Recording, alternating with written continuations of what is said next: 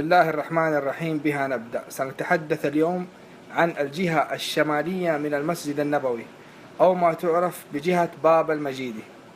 من المعلوم أن للمدينة منورة سورين: السور الداخلي يحيط المسجد النبوي والأحياء المحيطة به من الجنوب مرورا بالغرب إلى الشمال.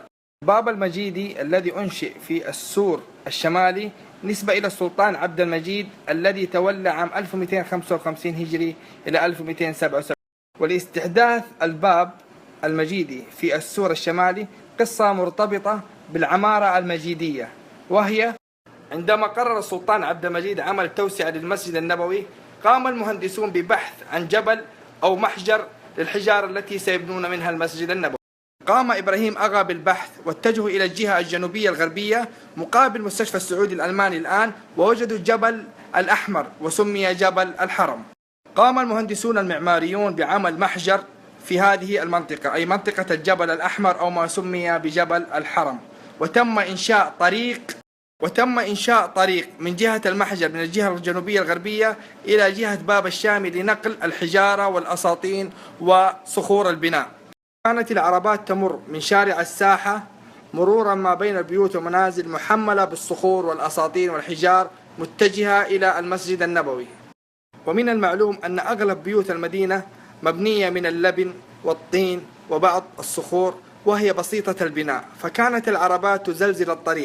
خشي الناس على منازلهم من هذه العربات الضخمة، فرأى متولي العمارة محمد رؤوف باشا باستحداث طريق آخر لهذه العربات، وكان الطريق المقترح هو خلف السور الشمالي، ولم يكن في السور الشمالي أي باب نافذ للمسجد النبوي، ولم تكن المنطقة الشمالية خارج السور الشمالي مأهولة بالسكان، كانت مزارع وطرق ودروب فقط.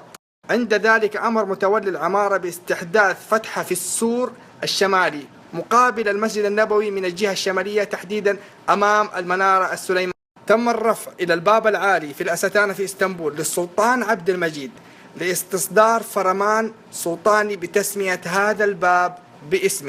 تم تسمية الباب بالباب المجيدي، كما أنشئ باب التوسل في الجهة الشمالية، ولكن اشتهر باسم الباب المجيدي في المسجد النبوي. سمي طريق العربات الجديد في السور الشمالي بشارع السحامي، وقد أنشئ كما ذكرنا باب المجيدي وباب بصري باشا.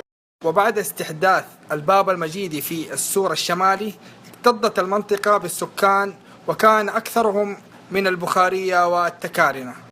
جميع المعلومات التي ذكرتها بخصوص نشأة الباب المجيدي هي من واقع الوثائق العثمانية التي حصلت عليها من الأرشيف العثماني في تركيا.